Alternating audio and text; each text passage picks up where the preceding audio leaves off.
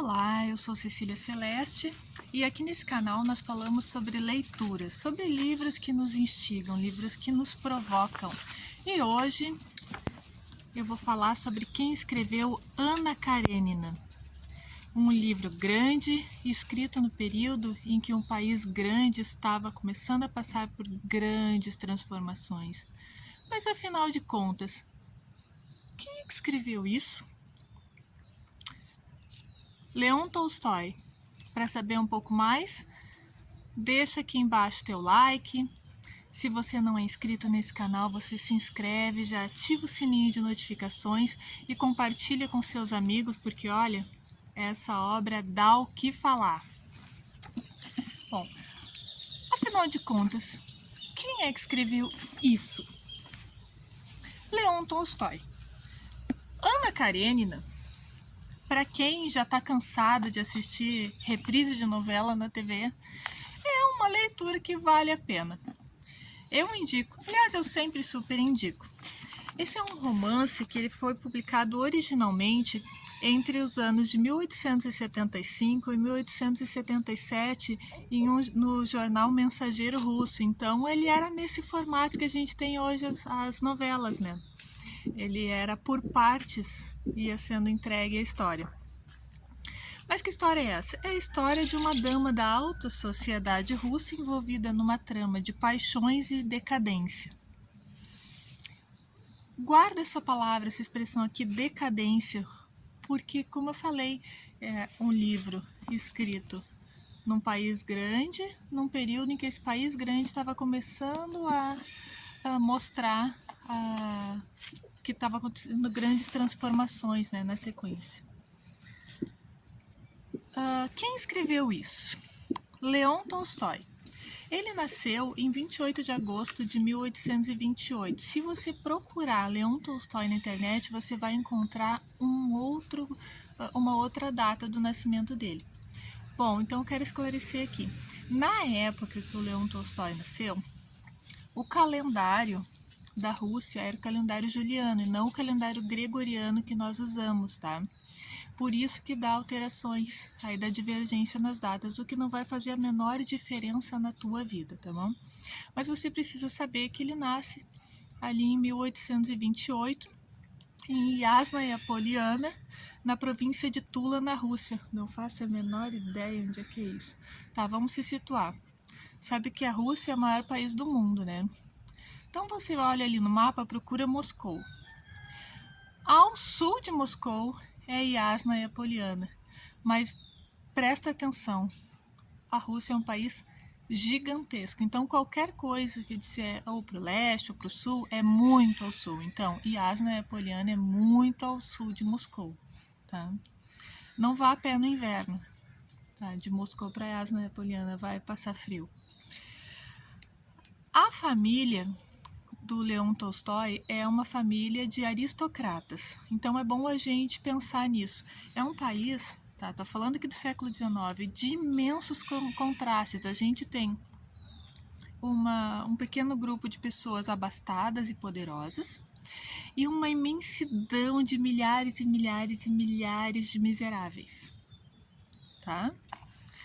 E nessa época, presta atenção aqui, ele fica órfão muito cedo e ele vai ser criado pelas tias.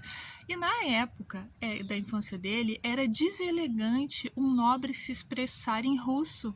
Mas ele morava na Rússia, né? Não, mas isso aí era deselegante, era feio, tá? Então, né, porque qualquer camponês falava russo, por que um nobre vai se expressar em russo?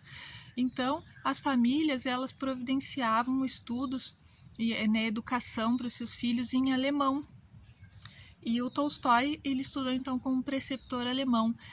Eu fiz um vídeo recentemente, vai aparecer aqui na tela a sugestão, referente a Franz Kafka, que é de um outro país também, nesse período, né, não exatamente nesse mesmo ano, que ele estudou em alemão, porque também para as famílias abastadas da região que ele vivia, o correto era aprender em alemão, né, se expressar em alemão, que era o idioma das elites.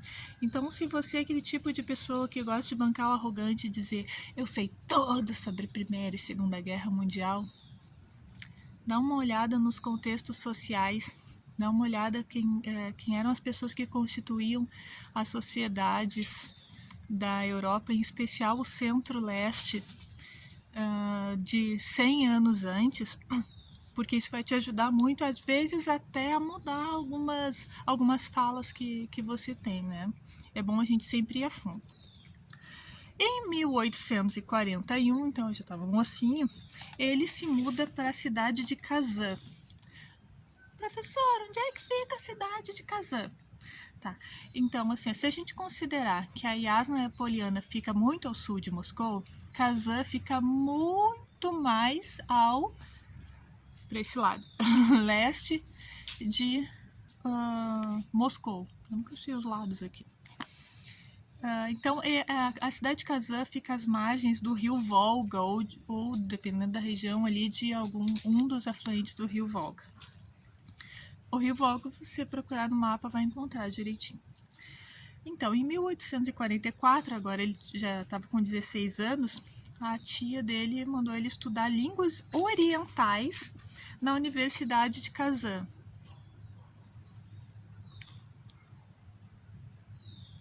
Línguas orientais. Primeiro, ele não pode falar russo. Pode falar, mas assim, não é deselegante. Aí ele tem que aprender alemão. Aí agora ele tem que aprender línguas orientais, porque talvez a tia queira que ele seja um diplomata. Bom, ele não curte, tá? E vaza. Então, ele se transfere para o curso de Direito. Ele roda e fica desiludido. É comum, as pessoas quando rodam ficam tristes, desiludidas, mas no caso dele, ele acaba em 1847 voltando para a terra natal, lá para Yasna Poliana. E ele fica muito entediado com o lugar. Claro, ele já conheceu, né, outros lugares, a cidade natal dele já não é mais tão interessante. Então ele vai para Moscou. Mas pensa aqui comigo, Moscou nessa época não é a capital da Rússia, hoje é. Mas nessa época era São Petersburgo a capital da Rússia. E ele acha chato Moscou, mas Moscou ainda é uma cidade muito maior do que a Yasna Poliana. Em 1849, olha que o moço não para quieto, aos 21 anos, aí ele vai para a capital, São Petersburgo. São Petersburgo foi a capital da Rússia até 1918, tá bom? Para quem não se citou onde é que fica São Petersburgo, fica ali na entrada do Golfo da Finlândia, tá? Noroeste, muito noroeste de Moscou, tá? Então, ali em São Petersburgo, ele retorna para a faculdade de Direito. Ele não se distingue nem como aluno, né? Não é um estudante, nossa, uau, nota A. Mas ele se distingue bastante como farrista e namorador. Isso sim, mas até isso ele acha chato. Até isso consegue fazer ele ficar entediado. Então, você pode observar que ele é um cara instável, né? Nosso querido Leon Tolstói. Ele volta para a cidade dele, a Yasna Poliana, aí ele resolve consumir coisas mais profundas. Ele vai ler a Bíblia e as obras de Jean-Jacques Rousseau. Tem um vídeo aqui que fala, também vai aparecer, acho, né? Os contos do Voltaire. O Voltaire foi um pensador iluminista. O Jean-Jacques Rousseau também, tá? Então, por que eu falei sobre a Bíblia? Porque é um país de forte tradição do cristianismo ortodoxo. Né?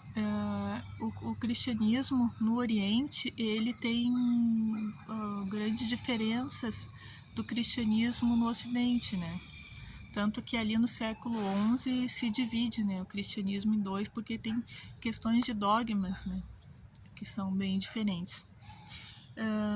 Bom, lendo a Bíblia da Igreja Ortodoxa e as obras de Rousseau, ele fica mais inquieto do que ele já era, natural. Então ele ingressa, para dar uma aliviada, ele ingressa na carreira militar, vai lá dar uma combatida numa guerra. Então ele combate lá no Cáucaso e também na Crimeia, sendo recebido então no retorno como herói lá em São Petersburgo. Uau, Leon Tolstói, herói. Entre 1857 e 1859, então ali em torno dos 30 anos dele, né? Já falei aqui sobre o que é a mudança, né, no ser humano aos 30 anos. Ele faz viagens e vive em outros países. Então ele vive na Alemanha, nesse período, tá? Entre 1857 e 1859. Ele vive na Alemanha, na França, na Itália e na Suíça. Repara que aqui nós estamos falando da metade do século XIX e nesse período, nessa região que ele está vivendo, é quando estão se propagando as novas teorias políticas, é quando surgem as teorias, por exemplo, vinculadas ao socialismo, né, quando elas estão sendo bem discutidas nessa região da Europa. Repara que ele é russo, está tendo contato com essas teorias políticas. Então, ele cheio de ideias, né, cheio de ideias na cabeça e tal, né, livros, ele é muito estudioso, Leon Tolstói. Ele volta disposto a fazer algo pela Rússia, começando para ajudar os servos, porque a intenção dele era acabar com o analfabetismo, começando pela região ali onde ele tinha as terras da família dele. Os servos. Professor, os servos não é um negócio lá do feudalismo? Pois então. Na Rússia, tem outros países que durou também bastante a servidão, mas em especial na Rússia, o regime de servidão oficialmente durou até 1861. A servidão era legalizada na Rússia. Ocasião em que aconteceram as reformas liberais do czar Alexandre II, tá? Que eram marcadas pelo desenvolvimento da indústria, reformas liberais. O que é liberalismo econômico, gente? São as teorias que defendem que o Estado não deve intervir na economia, defende a propriedade privada e tal, mas nós estamos falando de uma Rússia do século XIX. Olha que interessante. A Rússia faz esse movimento em direção ao capitalismo liberal no século XIX, para no século XX ter uma transformação gigantesca em outro sentido.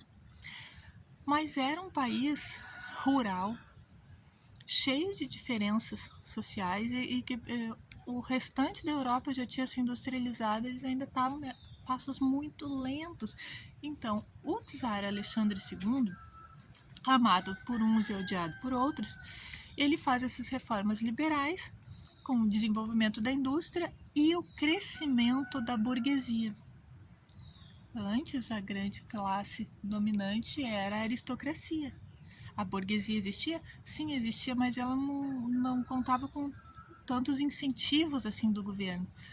Com essas reformas liberais do czar Alexandre II, sim, ela passou a se destacar.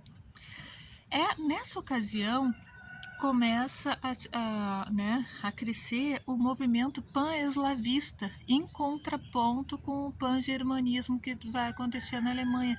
É aí que começa a haver uma divisão. Eu não sei se eu posso considerar o termo correto como divisão ideológica, porque tem um viés muito étnico nisso, né? Posso explicar isso num outro momento.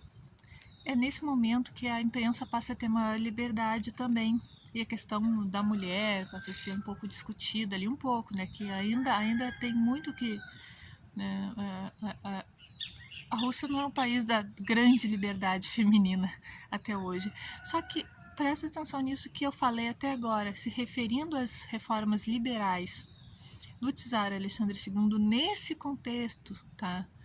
Que é a época que o Tolstói retorna para a Rússia, que ele quer fazer alguma coisa pelos sérvios, ele quer acabar com o analfabetismo, mas ele não é pedagogo, então ele tem que aprender pedagogia para poder ensinar os sérvios a ler.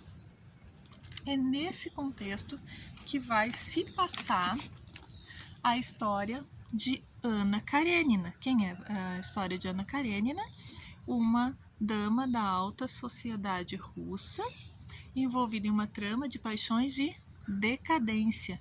E os elementos que eu falei aqui, o desenvolvimento da indústria, crescimento da burguesia, pan-eslavismo, liberdade de imprensa, questão feminina, eles são discutidos, eles aparecem bem fortes na trama, na história de Ana Karenina, que, voltamos, né, a lembrar, foi publicado entre 1875 e 1877 no jornal Mensageiro Russo. Então eram em doses homeopáticas, um capítulo hoje, um capítulo outro dia, e a galera esperando, né? Isso populariza o trabalho do Tolstói. E ele passa a ser admirado, né? Claro, as pessoas estão aprendendo a ler, já tem aquela classe que sabe ler, que gosta da forma, porque ele escreve muito bem, a escrita dele é muito boa.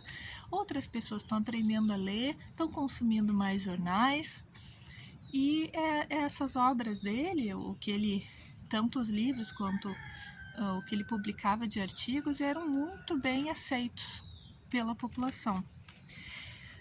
O Tolstói, ele defendia a aproximação da Rússia com o Ocidente. Claro, ele viveu ali, né, no centro da Europa, né, e ele teve contato, inclusive, com o Ocidente, né, ali França e tal. E ele vibra com essas reformas, ele achou aquilo excelente. Desculpa. No entanto, o tempo mostrou que essas reformas não resolveram os problemas na desigualdade da Rússia. O Tolstói, ele vai se casar, vamos ver um pouco da vida pessoal dele.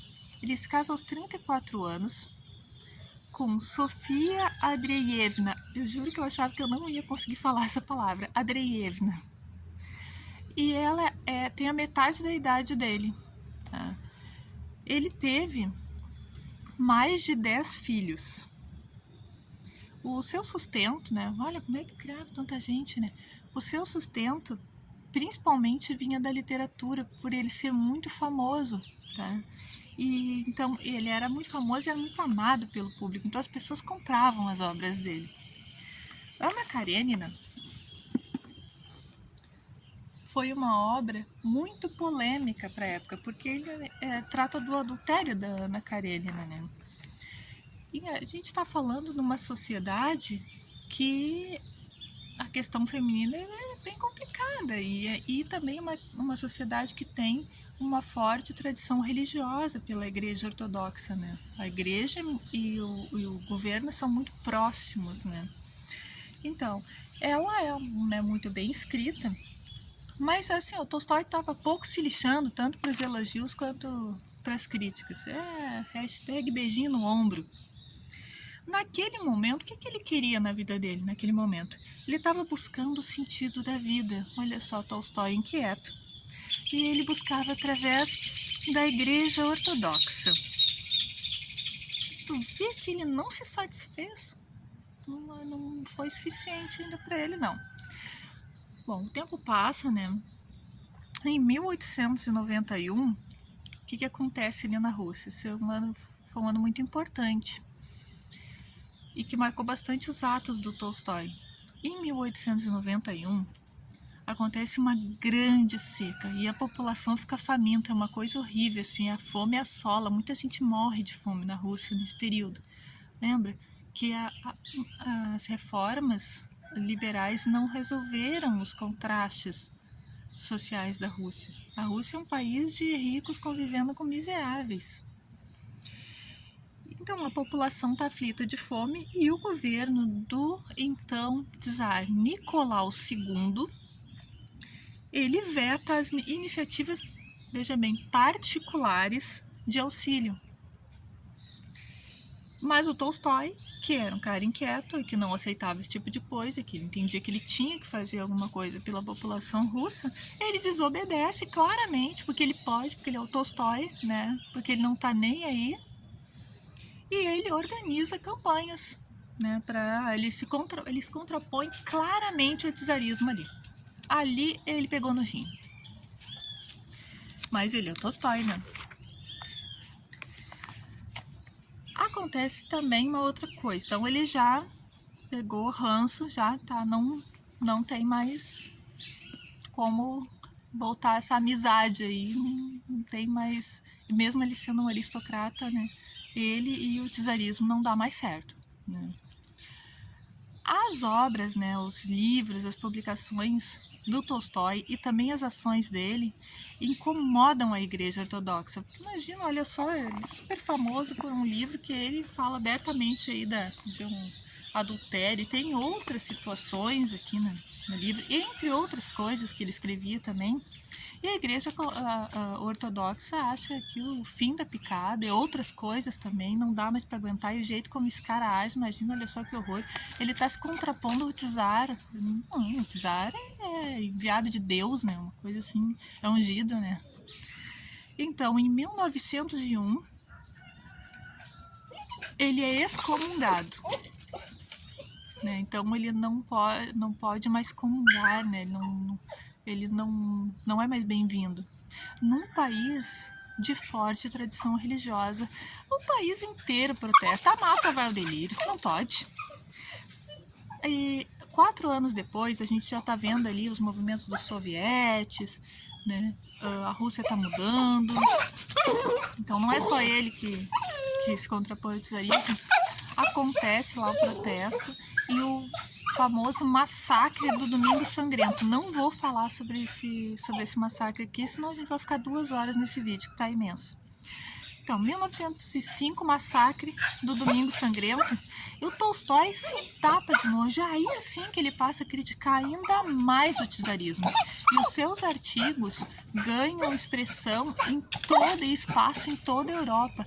Ele não podia publicar dentro da Rússia, né, por causa da censura. Ele publicava no resto dos países, ficava famoso, todo mundo ficava sabendo, e alguém sem querer entrava, né, com um artigo ali dentro da Rússia, né, tava passeando, caiu pro lado de dentro do território de vocês. Todo mundo ficava sabendo o que ele estava escrevendo. Mas ele era o Tolstói, né? Ele era amado pela população que já estava se manifestando, né, já estava se organizando, se erguendo contra o status quo, se erguendo contra os detentores do poder. Tu prender, torturar, enfim, eliminar uma pessoa tão amada pelas massas, tu pode ser o próximo. Então, com ele não faziam nada, mas com quem andava lá com os artigos dele, coitadinhos, né? Aí o tempo passa mais um pouco e, pressionado pela esposa dele, ela quer que ele, para a segurança deles, que eles vão morar na corte, né, pela segurança dele, né? E é bem capaz que eu vou ficar sob as botas do czar. Negativo, porque o nosso amigo Tolstói aqui, ele é hardcore. Ele tinha só 82 anos em 1910 quando ele sai de casa. Ele fugiu de casa. É isso aí, bem rebelde. E ele acaba, né, nessa fuga aí, como ele já estava velho e doente, fica meio difícil dar uma fugidinha assim meio longe aí na aldeia de Astápavo, que é muito ao sudoeste da Iasna Poliana. Então ele vem a falecer em 1910. Olha só, 1910, né, 7 anos depois, em 1917, vai acontecer a Revolução Russa, que muda, né, para sempre a situação da nobreza naquele país. Então esse vídeo ficou imenso, né? Mas a história da Rússia, para um brasileiro que falar, né, uma brasileira falar para outros brasileiros, é uma história complexa. Então, se eu estou trazendo aqui um livro muito bem escrito, um livro muito bom, né, do Leon Tolstói, um dos maiores escritores, né, mundiais, né, uma obra considerada clássica, eu não poderia tê-lo feito em 5 ou 10 minutos. Agradeço você que ficou até aqui comigo e, como sempre, tenha reflexão, né? Vamos parar para pensar. O Leon Tolstói, ele vem de uma família privilegiada, tá, naquele contexto.